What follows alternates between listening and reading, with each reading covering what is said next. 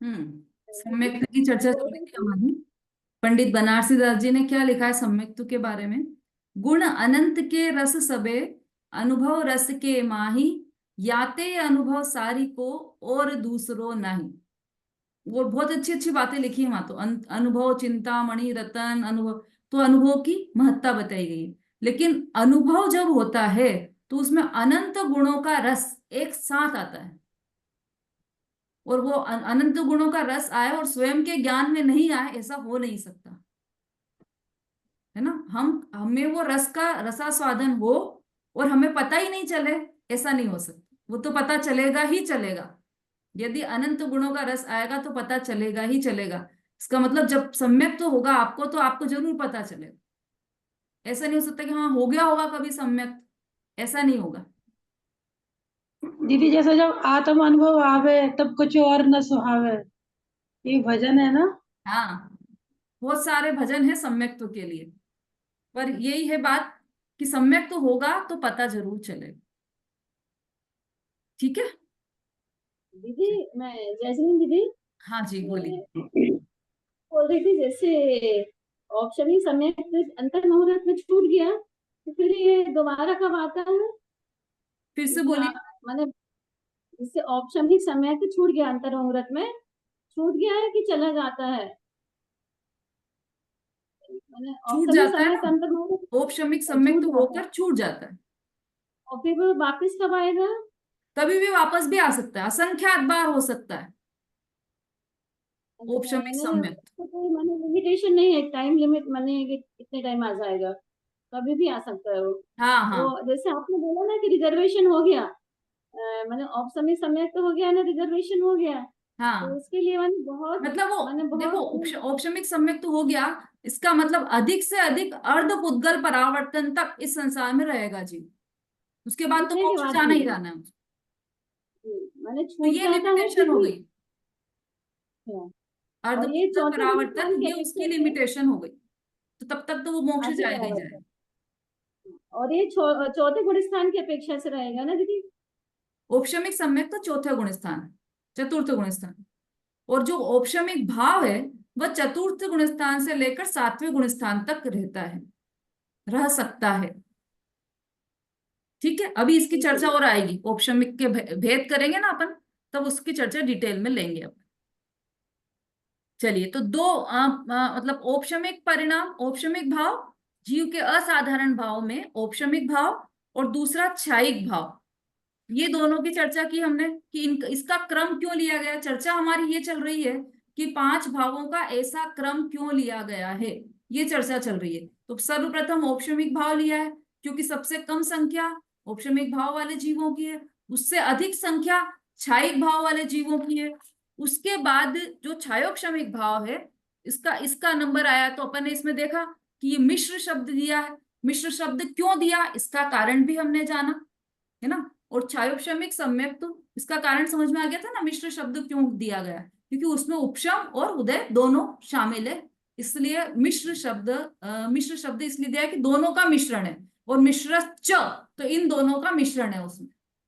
और क्षयोक्षमिक भाव शब्द इसलिए है क्योंकि वो क्षय और उपशम की किसी अपेक्षा से क्षय और उपशम जिसे कहा जाता है, वो वाला भाव है, इसलिए इसे क्षयोक्षमिक भाव कहते हैं। और इसको बीच में इसलिए लिया गया है क्योंकि इन दोनों से अधिक संख्या इसकी है। बीच में इसलिए भी लिया गया है क्योंकि यह दोनों में लागू होता है। भाई, जो शुरू के दो भाव है वह भव्य के होते हैं, बाद के दो भाव अभव्य के होते हैं। और ये जो मिश्र भाव है वह दोनों के साथ रहता है, दोनों में लागू पड़ जाता है मिश्र भाव। ठीक है। अभी आप जैसे जैसे आगे बढ़ेंगे ना और समझ में आते जाएगा। तो इसलिए क्षयिक भाव वालों से अनंत गुना अधिक संख्या क्षयोपशमिक भाव वाले जीवों की होती है, इसलिए इसे तीसरे नंबर पर लिया गया है। ठीक। अब इसके बाद चौथा भाव कौन सा है। औदैक भाव। हम्म, ठीक है, बिल्कुल सही। अवदैहिक भाव। तो क्षयोपशमिक भाव वाले जीवों से अधिक संख्या वाले औदैहिक भाव वाले जीव होते हैं, इसलिए इसे चौथे क्रम में औदैहिक भाव को लिया है ना। देखो, इसको और सरल करते हैं हम।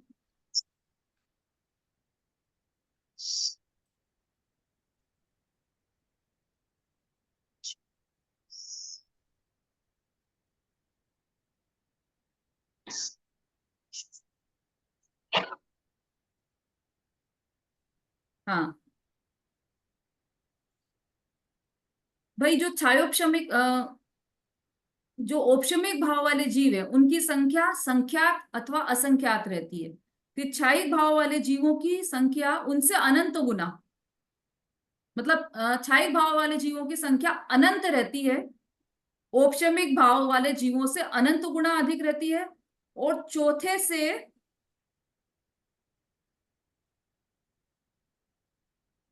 14वें गुण स्थान वर्ती जीव और सिद्ध भगवान, ये सब क्षायिक भाव में आ गए।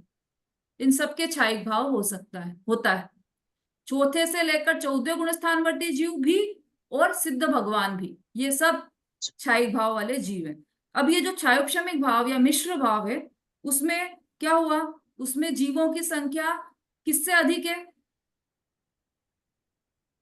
क्षायिक भाव वाले जीवों से अनंत गुना अधिक है।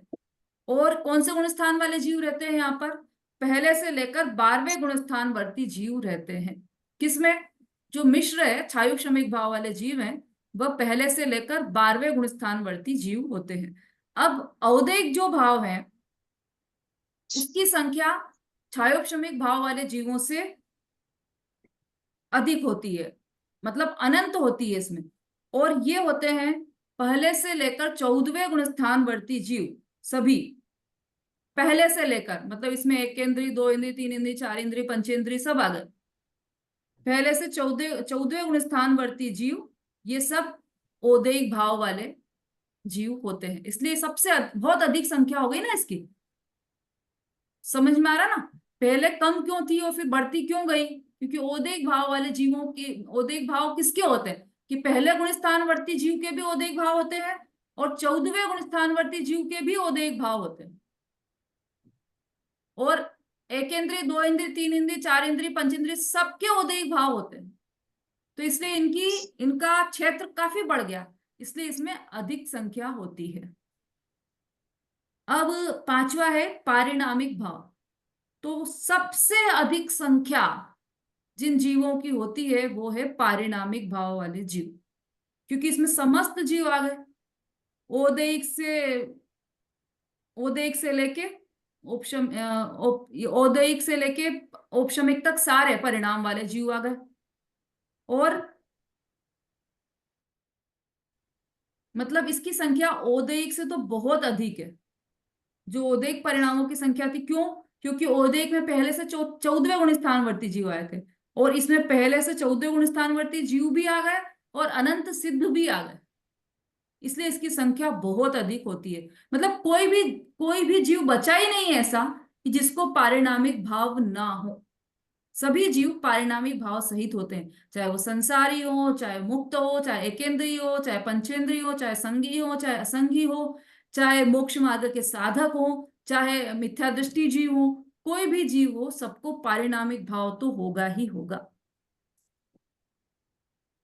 ठीक है, तो सबसे अधिक संख्या किसकी है, पारिणामिक भाव वाले जीवों की सबसे अधिक संख्या है। और सबसे कम संख्या किसकी हुई, औपशमिक भाव वाले जीवों की संख्या सबसे कम है ना।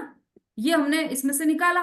अब ये क्रम समझ में आ गया कि क्यों रखा है सूत्र में ऐसा क्रम, औपशमिक, क्षायिक, क्षायोपशमिक, औदैहिक और फिर पारिणामिक, ऐसा क्रम क्यों रखा है, उनकी संख्या की अपेक्षा से ऐसा क्रम रखा है। हाँ, आप प्रश्न पूछ लीजिए, उसके बाद एक प्रश्न जो पहले आया था वो मेरे ध्यान में है, उसका उत्तर मैं दूंगी। सुलेखा जी बोलिए। हाँ जैस्मिन, आप बहुत जल्दी जल्दी हो रहा है, मैं स्लो स्लो समझाई और अधिक भाव वाला दोबारा समझा दो। इधर फास्ट हो रहा है कि लिख भी नहीं पा रहे, समझ नहीं पा रहे हैं। हाँ, अच्छा अच्छा अच्छा। हाँ, और ठीक है, कठिन भी है। हाँ हाँ हाँ, और अधिक भाव, वो देख भाव समझा देती हूँ। हाँ, आरती जी बोलिए। दीदी आपने ये क्षायिक भाव में बोला था कि मतलब क्षायिक भाव वाले जीव चौथे गुण स्थान से सिद्ध तक के होते हैं ना। हाँ, 14वें गुण स्थान वाले जी है ना? सिद्ध तक। ठीक है, चौथे से 14वें तक और प्लस सिद्ध भगवान। सिद्ध भगवान तक ना। हाँ, रेणु जी। दीदी आपने ये बोला कि औदैहिक भाव वाले जीवों की संख्या जो है वो क्षमिक भाव वाले जीवों से ज्यादा होती है, हाँ और इसमें 114 स्थान वाले जीव होते हैं। तो 14वें गुण स्थान में तो दीदी मतलब बहुत ज्यादा निर्भरता आ जाती है, तो फिर उसमें मतलब फिर ये क्षयक्षमिक भाव क्यों? क्षयक्षमिक भाव का तो आपने बताया था कि कुछ भाव हमारे से निर्मल होगा, कुछ भाव हमारे ऊपर उदय उसमें आ गए, आपकी आवाज उदय में बहुत आ कट गए। रही है।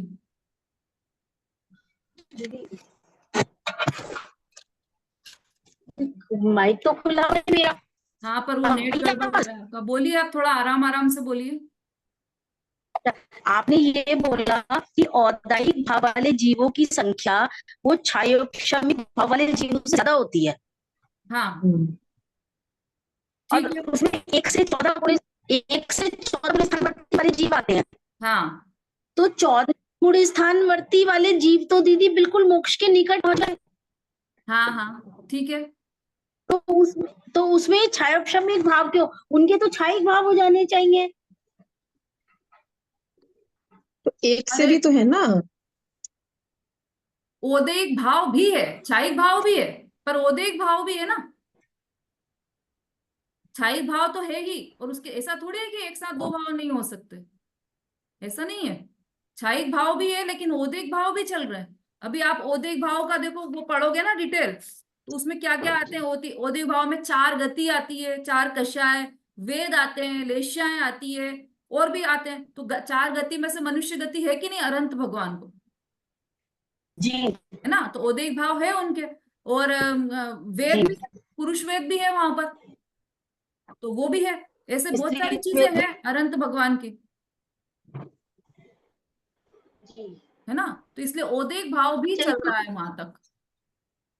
ठीक। ओदेयिक भाव वहां तक चलेगा, 14वें गुण स्थान तक।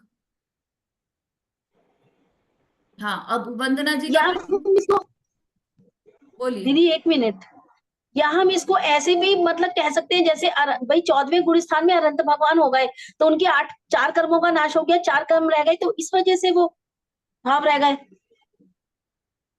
हम्म, भाई, भाव तो अलग चीज हो गई, कर्म अलग चीज हो गई, है ना। अच्छा जैसे क्षयिक भाव है, तो वो तो जी 8वें कर्म चलेगा सिद्ध भगवान के, तो लेकिन क्षयिक भाव तो है उनके।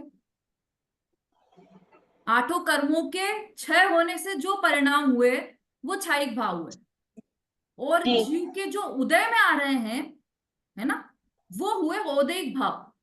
जो कर्म उदय में आ रहे हैं, अब अनंत भगवान को पुरुष वेद उदय में है, मनुष्य गति उदय में है, उनके उदय में चल रहा है वो। जी तो जी इसलिए जी। वो उनको ओदेयिक ठीक भाव।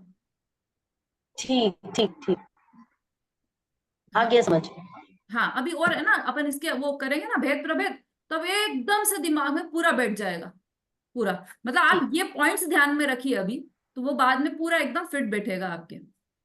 चलिए, अब वंदना जी ने कहा था ओदेयिक भाव फिर से लेना है। तो ओदेयिक भाव में क्या था कि इसमें जो क्षयोक्षमिक भाव है, उससे अनंत गुना अधिक जीव ओदेयिक भाव में रहते हैं। मतलब क्षयोक्षमिक से विशेष अधिक होते हैं, और पहले से 14वें गुणस्थानवर्ती जीव में ओदेयिक भाव पाया जाता है। पहले गुणस्थानवर्ती जीव में भी ओदेयिक भाव पाया जाएगा, पहले और गुणस्थान 14वें में भी। मिथ्या दृष्टि में भी, और अनंत भगवान में भी, दोनों में ओदेयिक भाव पाया जाएगा। ऐसा कैसे हो गया? मिथ्या दृष्टि, कहाँ मिथ्या दृष्टि? नरक निगोद में रुल रहा है, और निगोद में एक सांस में 18 बार जन्म मरण कर रहा है, नरक में इतने दुख सहन कर रहा है, और कहाँ अनंत भगवान अनंत सुख में लीन है। तो स्थिति में तो बहुत अंतर है, लेकिन ओदेयिक भाव दोनों के चल रहा है, क्योंकि उदय आ रहे हैं दोनों। ठीक है, अभी उसका कारण और समझ में आ जाएगा। हाँ, वंदना जी, हो गया क्लियर आपका? पारिणामिक भाव है।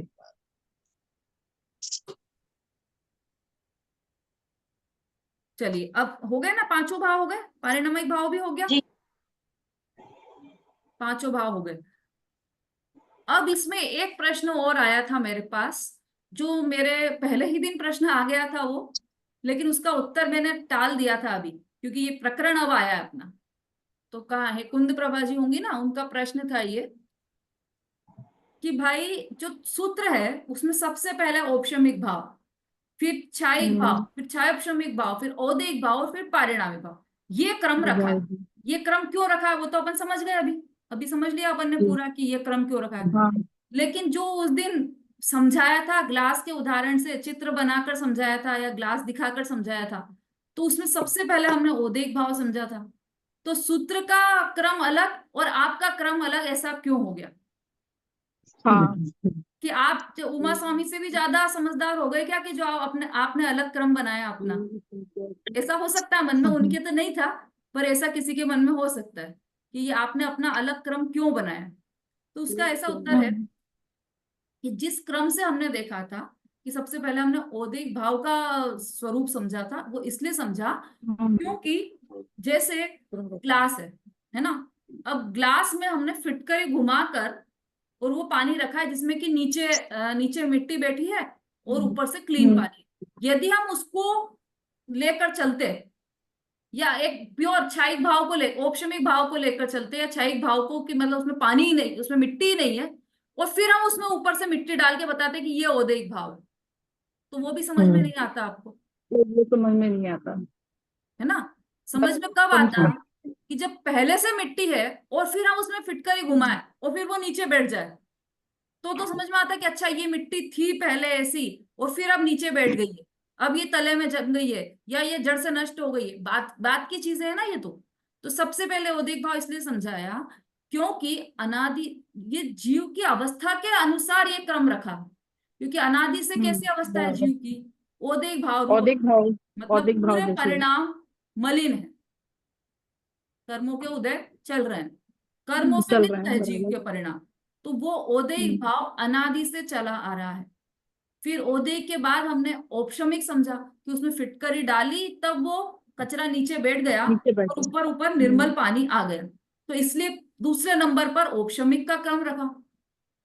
पहले औदिक, क्योंकि फिर जीव अनादि से औपशमिक। औदिक भाव के साथ है। उसके बाद औपशमिक, क्योंकि प्रथम प्रथम में प्रथम जब सम्यक दर्शन होगा तो औपशमिक भाव से ही होगा। उसके औपशमिक बाद भाव। उसके बाद तीसरा ग्लास कौन सा था? क्षायोपशमिक। छायोपशमिक का, कि वो ग्लास जरा सा हिल गया तो उसमें से कुछ मिट्टी ऊपर आ गई।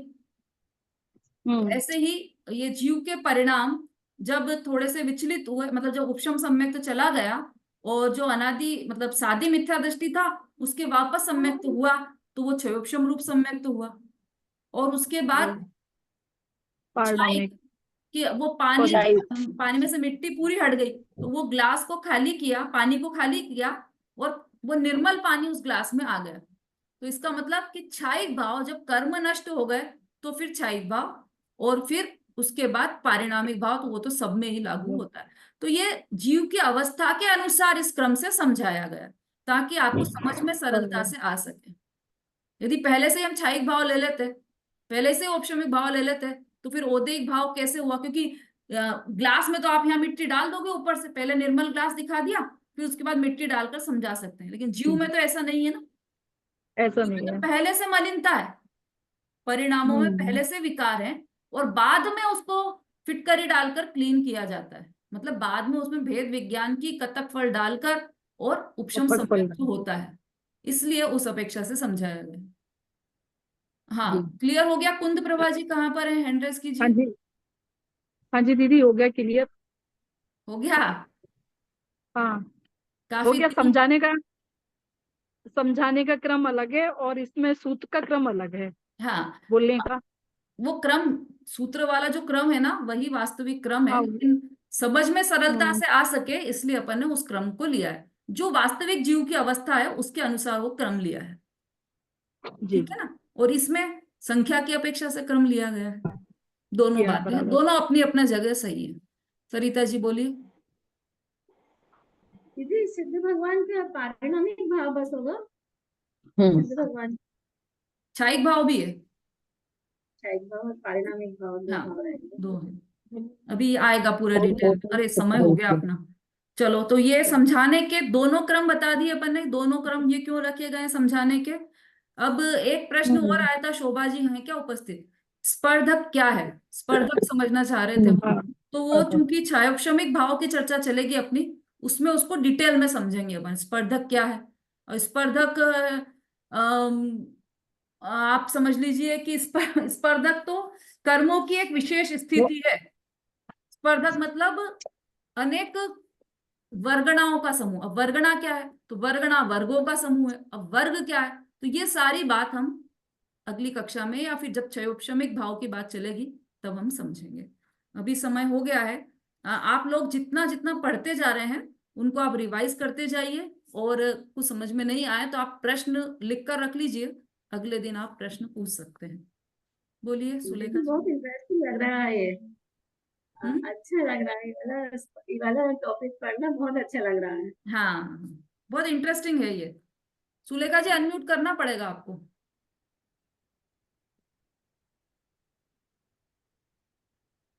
हाँ हाँ दीदी, मैं कह रही थी कि आपके यहाँ पर बालबोध पाठमाला भाग 1 की बुक मिल जाएंगी? हाँ आप हाँ, पढ़ाते हो ना? मिल 15 जाएगी। बुक चाहिए मुझे बच्चों को बांटने के लिए। हाँ, आप अलग से कांटेक्ट कर लेना मुझसे, फिर देख लेंगे अच्छा, जैसा भी हो। अभी कोई भजन लेना चाहता है? ठीक है दीदी। कौन है जो हैंड रेस कीजिए भाई, कोई भजन लेना चाहे तो। बिल्कुल शॉर्ट में लेना है, एक स्टेंजा।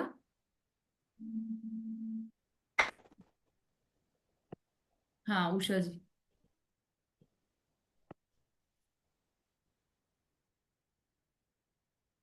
जिनवानी स्तुति है दीदी। हाँ हाँ बोलिए। सभी को जय जी। जिनवानी मोक्ष न सैनी हम जानी जीवे करके जुदा करने को चैनी चैनी है जिनवानी मोक्ष न सैनी है जिनवानी तो जिनवानी नित्य अभ्यास सच्चा जैनी है जिनवानी जिनवानी उरग धरते हैं ज्ञानी होए सैनी है जिनवानी पढ़ो सुनो ध्यावो जिनवानी शांति लेनी है जिनवानी मोक्ष न सैनी। बहुत बढ़िया उषा जी, बहुत अच्छा भजन है ये। अच्छा, एक सूचना और देनी थी आपको। कुछ लोगों के पर्सनल मैसेज भी आ रहे थे मुझे, हालांकि वो नाम सेव नहीं है तो मुझे पता नहीं चला किसका मैसेज है, लेकिन काफी सारे लोगों के मैसेज आ रहे थे कि वो रिकॉर्डिंग चाहिए थी उन्हें तत्वार सूत्र की। तो अब ये रिकॉर्डिंग अभी टेलीग्राम पर मिलना तो पॉसिबल नहीं है, क्योंकि अब ये नया सेटअप हो गया है पूरा यहाँ पर डिवाइस। तो अब ये डायरेक्ट आपको यूट्यूब पर मिलेगी। तो यूट्यूब की लिंक मैं आपको ग्रुप पर भेज दूंगी, तो आप लोग यूट्यूब से इसकी रिकॉर्डिंग आप सुन सकेंगे। और दूसरा, यूट्यूब की जो लिंक है उस पर आप सब्सक्राइब कर लेंगे तो आपको डेली की अपडेट भी मिलती जाएगी, और डेली वाली क्लास भी उसमें मिल जाएगी आपको। ठीक है, तो आप ग्रुप में से आप सब्सक्राइब कर लीजिएगा उसको। हाँ दीदी आज से डाल दीजिएगा दीदी। मेरी जो जय जिनेंद्र दीदी जो भी क्लास हुई है तो दूसरा अध्याय की वो मिल जाएगी, किस पर मिलेगी? मेरी सुनी हाँ, भी क्लास अभी वही हुई मैं बोल आज रही ही हूँ, की है। व्हाट्सएप ग्रुप पर आपको यूट्यूब की लिंक मैं भेज दूंगी, तो आप उसको सब्सक्राइब कर लेंगे तो आपको मिल जाएगी सारी सारी क्लासेस तत्वार सूत्र अध्याय 2 की। तो कि हाँ तो के भी सुने नहीं। हाँ ठीक है, चलिए। जा वाणी के ज्ञान से सूझे रूपालो, तो वाणी मस्तक न सदा देत भूलो। बोलिए जिनवाणी माता की जय। महान धर्म जैन की धर्म की जय। सभी को आचार्य उमा स्वामी की जय। जय जिनेंद्र जय जिनेंद्र जय जिनेंद्र जय जिनेंद्र।